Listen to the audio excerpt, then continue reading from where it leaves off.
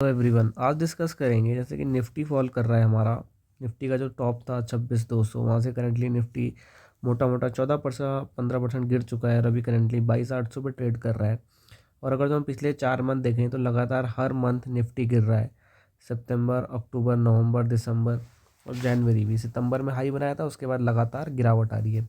तो हम डिस्कस करेंगे इस पूरी गिरावट में ऐसे कौन से, जैसे अगर जो निफ्टी 50 अगर जो अक्रॉस मार्केट गिरता है तो एक तरीके से मतलब हमारे पूरे मार्केट का जो ट्रेंड है वो बेयरिश हो रखा है, गिरने का हो रखा है। बट जाहिर सी बात है, जब इंडेक्स 15% से करेक्ट हो रहा है तो इंडिविजुअल स्टॉक्स भी बहुत तगड़े करेक्ट हुए होंगे। तो अब आज हम डिस्कस करेंगे ऐसे 5 स्टॉक। पहले तो मैं ऐसी 4 इंडस्ट्री डिस्कस करूंगा जहाँ पे फंडामेंटली स्ट्रॉन्ग स्टॉक अच्छे खासे गिरे, मतलब मोटा मोटा करेक्शन 20% तक हुई है। तो वो डिस्कस करेंगे आज। बेसिकली ये निफ्टी का हमारा चार्ट है। निफ्टी इंपॉर्टेंट सपोर्ट 22,800 पे खड़ा है। अगर तो यहाँ से निफ्टी नीचे जाता है तो फिर जो इसके प्रीवियस लेवल्स हैं, जो उसने जब भाजपा गवर्नमेंट पावर में आई थी, जो कि हमारा 4 जून 2024 था, वो लेवल के बाद से अब ये लेवल दिखने हमें स्टार्ट हो रहे हैं, जो मतलब करीबन करीबन मोटा मोटा 7-8 महीने हो चुके हैं। तो देखते हैं मार्केट के हिसाब से अपनी मूवमेंट लेगा। बट हम डिस्कस करते हैं कि इस टाइम पे कौन से फंडामेंटली स्ट्रॉन्ग स्टॉक्स हैं जो हमें अच्छे खासे वैल्यूएशन मिल रहे हैं। तो पहले हम बात करते हैं विंड एनर्जी के स्टॉक के, सुजलॉन का। काफ़ी चर्चित शेयर है। करंट मार्केट कैपिटलाइजेशन मोटा मोटा 70,000 करोड़ है।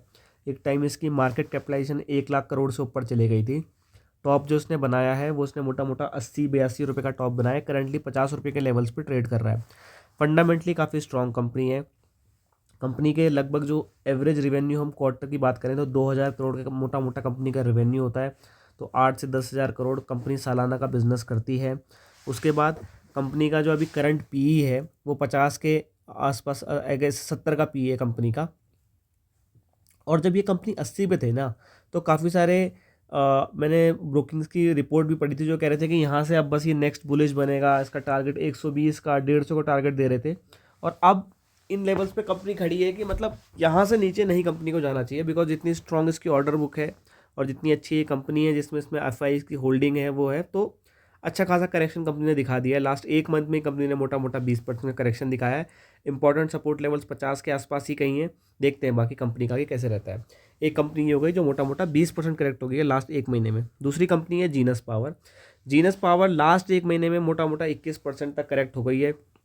स्मार्ट मीटर की कंपनी है, तगड़ी ऑर्डर बुक है। रिवेन्यू अगर जो आप देखो जहाँ पे कंपनी अभी खड़ी है, ये लगभग अपने इस साल के स्टार्टिंग के लेवल्स पे खड़ी है, जो इसने स्टार्टिंग में लेवल्स बनाए थे। तो अगर जो मैं इसका 1 साल का लेवल बताऊँ ना, तो वहीं पे कंपनी लगभग खड़ी है। तब से लेके अब तक कंपनी के पास क्या चेंज हुआ है यार, कंपनी की ऑर्डर बुक स्ट्रांग हुई है, पहला। दूसरा, कंपनी का इस साल की जो रेवेन्यू गाइडेंस है वो 2,500 करोड़ की है। तो अगर जो कंपनी वो चीज़ कर लेती है तो अच्छी बात है कि ये अच्छा खासा बॉटम बना के कंपनी बैठी है। कोई ख़राब वैल्यूएशन नहीं है।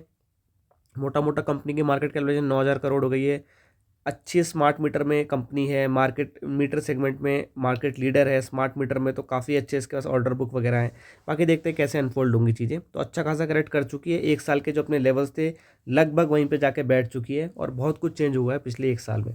तो ये जीनस था जो कि स्मार्ट मीटर की एक है। फिर प्रीमियम एनर्जी। प्रीमियम एनर्जी का मोटा मोटा अगर जो आप देखोगे 1 महीने का करेक्शन 30% हो गया है। एक चीज़ का ध्यान रखना, ये अब जिन लेवल्स पे खड़ी है, इस लेवल पे इस कंपनी ने अपना आईपीओ लॉन्च करा था। अब ये उस लेवल से भी नीचे चले गए। जिस दिन इसका आईपीओ लॉन्च हुआ था तो जो स्टार्टिंग प्राइस था वो 933 से ऊपर था।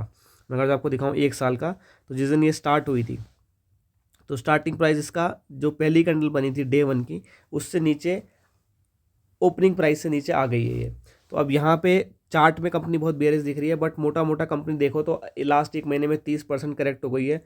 सोलर सेल की कंपनी है, सोलर मॉड्यूल बनाती है, कैपेसिटी एक्सपांशन के लिए काफ़ी अच्छा कंपनी कर रही है, अपनी मैन्युफैक्चरिंग लाइन बना रही है, बैकवर्ड इंजीनियरिंग कर रही है, सेल के साथ वेफर्स बनाना भी स्टार्ट कर रही है। बहुत अच्छी कंपनी है, और सबसे बड़ी बात है एक्सपोर्ट भी करती है। तो ये मोटा मोटा 1 महीने में 30% करेक्ट हो गई है। फिर इसी का एक कॉम्पिटिटर वारी एनर्जीज, जो 1 महीने में मोटा मोटा 21% करेक्ट हो गया है।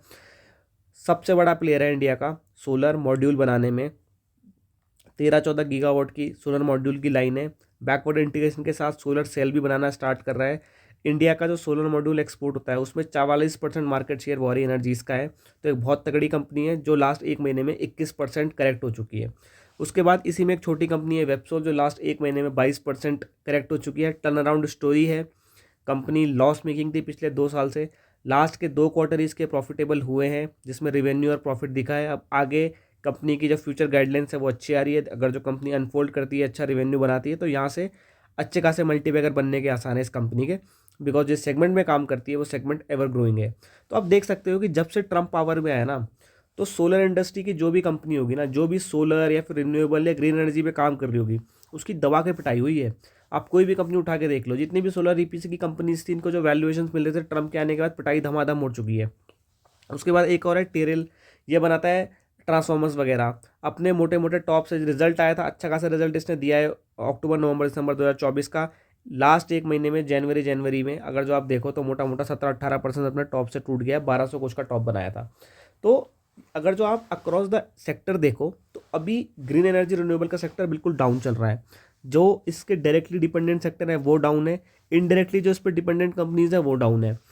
बट देखो यही वो टाइम होता है जो ये कंपनीज थी, ये जब आप सुजलॉन का एग्जांपल लो, जब सुजलॉन 80-82 रुपये पे था तो लोग खरीदने को पागल थे। लोग कह रहे थे कि यार बस इसको खरीदता हूँ, ये जाएगी 100-150, ऐसे ऐसे लोग अनुमान लगा रहे थे कि अपने पुराने लेवल 400 पे चली जाएगी।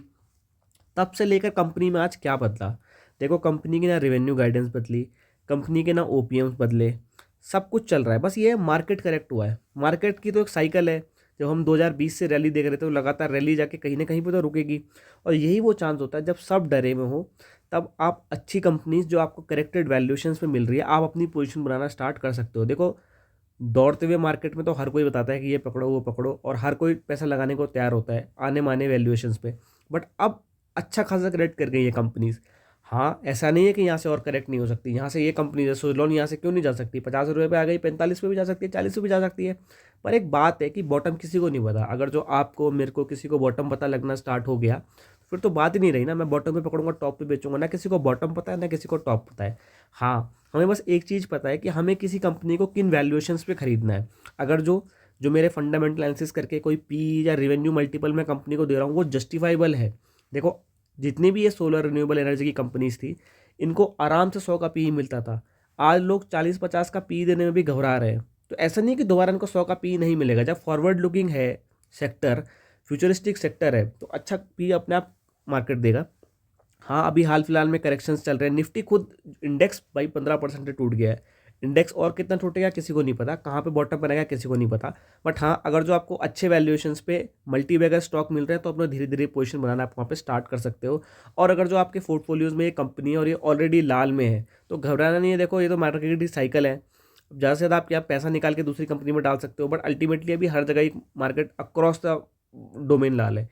तो घबराए नहीं, अपनी पोजीशन धीरे धीरे बनाएं। और अगर जो आपको किसी भी पोजीशन बिल्ड करनी है तो आपने स्टिक स्टॉप लॉस के साथ और छोटे छोटे वैल्यूएशन के साथ छोटे छोटे पैसों के साथ उठाना स्टार्ट करें। धन्यवाद।